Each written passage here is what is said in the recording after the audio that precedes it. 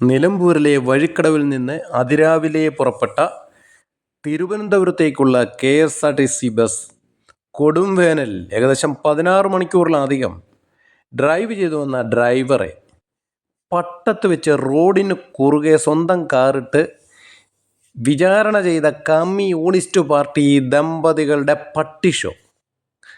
അവസാനം വാദിപ്രതിയും.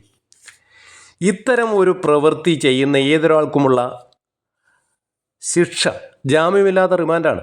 കാരണം പൊതുഗതാഗതം തടസ്സപ്പെടുത്തിക്കൊണ്ട് പൊതുജനത്തിൻ്റെ സഞ്ചാര സ്വാതന്ത്ര്യമാണ് ഇവർ ഹനിച്ചത്.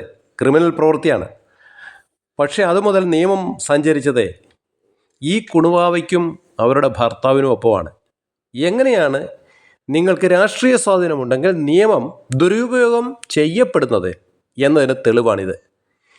തെളിവായി അവശേഷിച്ച മെമ്മറി കാർഡ് പോലും പാർട്ടി അടിമയായ കണ്ടക്ടറെ സ്വാധീനിച്ച് നശിപ്പിച്ചു.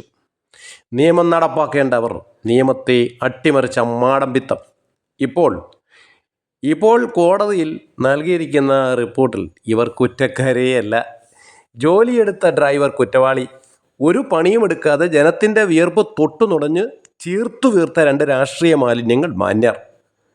അപ്പോൾ നിയമം എല്ലാവർക്കും ഒരുപോലെയാണെന്ന് പറയും. പക്ഷെ സംബഡി ഈസ് മോർ ഈക്വൽ. 40 വർഷം തുടർച്ചയായി ഭരിച്ചവരാണ് കമ്മികൾ. അത് മുടിപ്പിച്ചിട്ടുണ്ട്. പക്ഷേ എന്നിട്ടും ജനം ഇവർ വോട്ട് ചെയ്തു.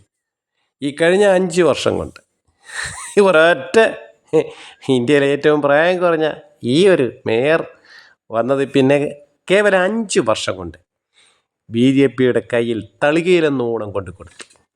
അഭിവാദ്യങ്ങൾ. ഈ കാട്ടങ്ങളെ താങ്ങാൻ ഒരു പാർട്ടിയും. യഥാർത്ഥത്തിൽ ഈ പാർട്ടി ആരോടൊപ്പമാണ്?